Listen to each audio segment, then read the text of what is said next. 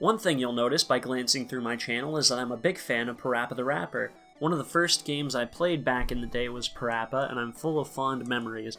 My dad and I used to quote the funky flow line in the 5th rap when you're waiting in line for the bathroom, like whenever we would have to go to the bathroom, and it's something I still think about a lot to this day.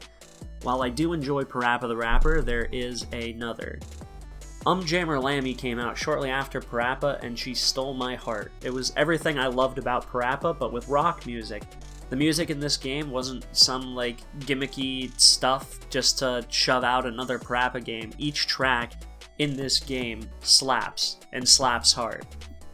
Following Lammy, we got a sequel to Parappa right at the beginning of the PlayStation 2's life, and other than being a fighter in PlayStation All-Stars Battle Royale and being featured on Robot Chicken whenever Seth Green can fit him in, we haven't seen much out of Parappa these days. If you were wondering what the creator of Parappa, Masaya Matsuura, has been up to since shelving Parappa, you may be surprised to hear that he tried his hand at Kickstarter a few years back, and he didn't do it alone.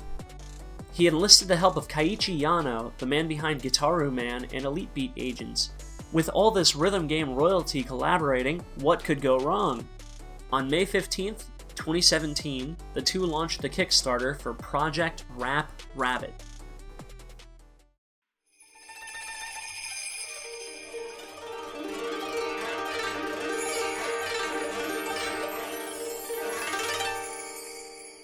株式会社七音社代表の松浦正也です。パラッパラッパーという音楽ゲームを90年代。株式会社イニス J の矢野圭一です。今までたくさん音楽ゲーム作ってきましたけど、最初、ギタールマンという、プレイステーション2ですね。僕もなんだかんだパラッパが最初のインスピレーションでゲーム業界に入りましたから、リズム以外のところを何か取り上げることって可能なんじゃないかっていうことで、我々の新しい音楽ゲームプロジェクトラップラビット。The Kickstarter outlined the premise for the story and the idea for their new rhythm game system. They would be updating the call and response system for Parappa and allowing you to do a choose-your-own-adventure style of rapping. The way they explained it on the Kickstarter page is that you have to listen to the enemy's raps and tap certain buttons to bookmark keywords, and then you can use them against your opponent later. Then you pick your emotion from the emotion wheel. You can boast at the enemy, you can laugh off their rap, you can make a joke about them, or you can coerce them. I'm not exactly sure how you would coerce somebody in a rap battle, like maybe looking at Parappa in like Mussolini's stage, instead of saying, like the step and turn and signal to the right, you can just beg her to give you your license without taking the test. Please give me my fucking license! The emotion you choose would change the patterns you have to press, so it would have lots of replay value. I'd be doing the all-boast run, slaying other MCs with the Navy SEAL copy pasta. The different emotions would affect the rappers differently. Like, you wouldn't be able to boast on me because I have over 300 confirmed kills. The way they react to emotions changes based on how high or low their swag meter, yes, it's really called that, is. Like, you can boast them into submission and then just brutalize them by laughing in their face and nay-nay them out of the rap game for good. You would get bonuses for belting out responses really fast. You can change your emotion mid-rap and go from boasting on them to joking on them. And when your swag is below 50%, you can enter a back against the wall state and bring up your opponent's mom's OnlyFans in front of the homies. It was going to have 16th century Japanese visuals blended in with modern elements, and believe it or not, took inspiration from epic rap battles of history. Yes, you've heard that right. While some of our past titles have focused on rap and hip-hop, we haven't yet tackled the back-and-forth dueling of rap battles. One of our major drawing points in our early days of development has been epic rap battles of history. The blend of beat, crazy encounters, and comedy put-downs is a great example of the different musical encounters you'll be playing in Project Rap Rabbit. The Kickstarter goes on to mention that Matsuura and Yano have known each other for over 20 years and have bonded over their love of music games. Since they're the biggest names in the genre, it makes sense that they'd be acquainted at the very least, though it's cool that they're friends. Yano actually lists Parappa as one of his favorite games of all time, so this collab was probably a dream come true. They both dubbed this new system for their game Rhythm 2.0, and felt that rather than take Parappa or Lammy and push out a sequel to slap the new system in, they wanted to make something completely new to show what they would really do. If Parappa 3 was less call and responsey and more like the rap battle from 8 Mile with Fallout dialogue trees, the fans of the original might feel it's too far removed from the series. I don't know about you, but I really like the sound of this game. It seems to expand upon the formula that Parappa fans have come to love, but innovates so it's not more of the same. When I was looking back at Parappa 2, it seems like a lot of reviewers complained that it was more of the same, so Project Rap Rabbit would be a shot in the arm that the rapping mascot series could have needed. With such a unique idea and legendary talent on the game, how did this Kickstarter fail?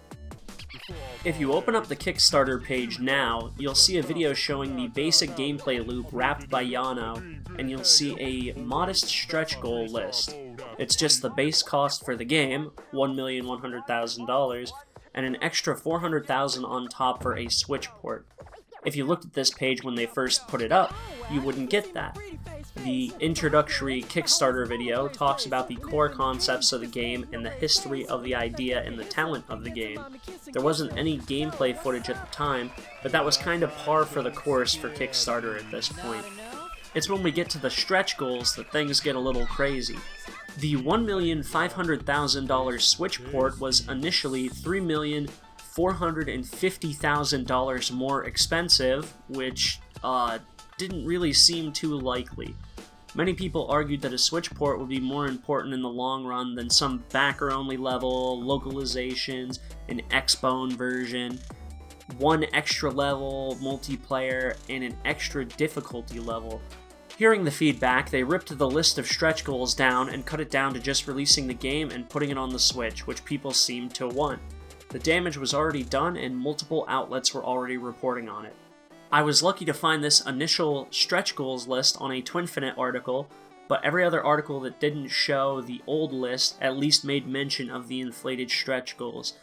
That put a band-aid on the stretch goals issue, but what about the gameplay?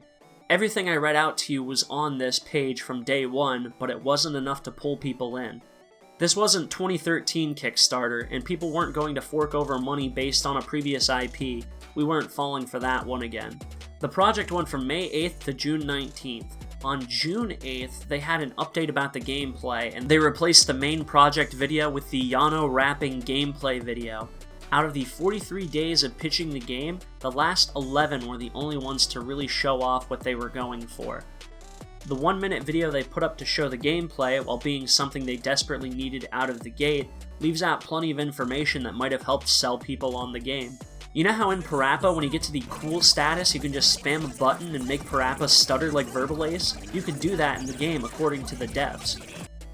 According to KickTrack, the bulk of the backers were on the first day, with the second and third days being the only days of significant backing.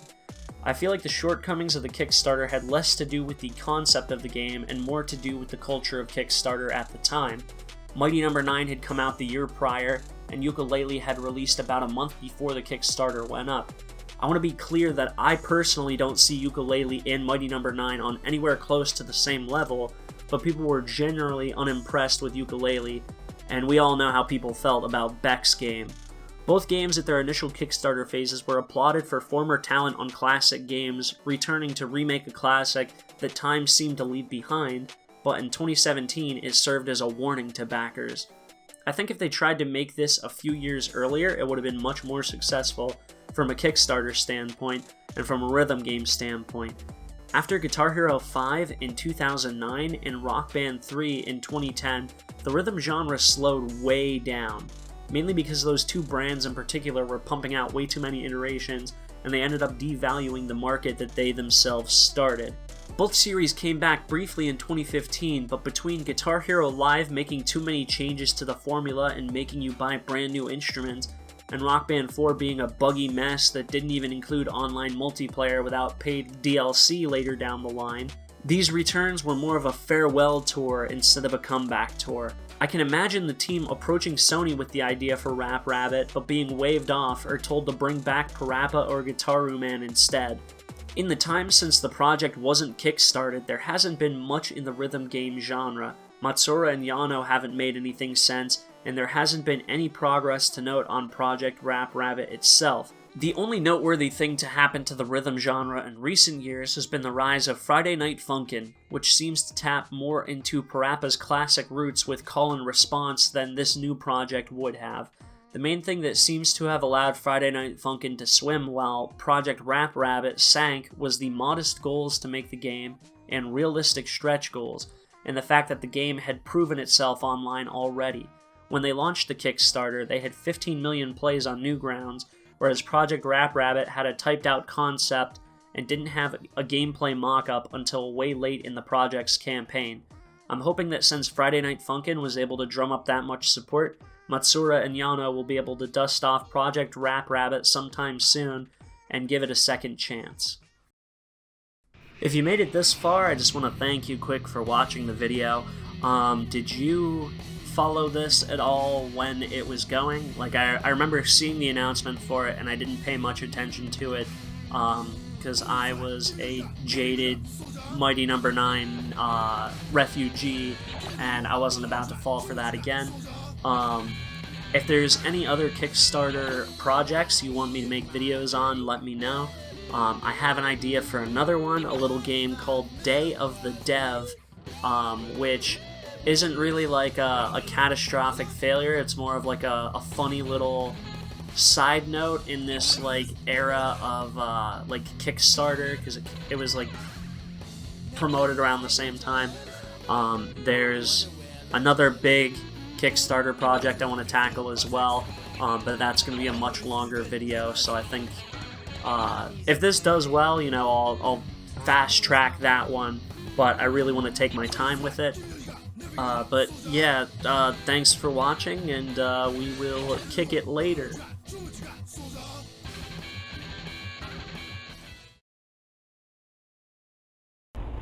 Rap! That's a wrap!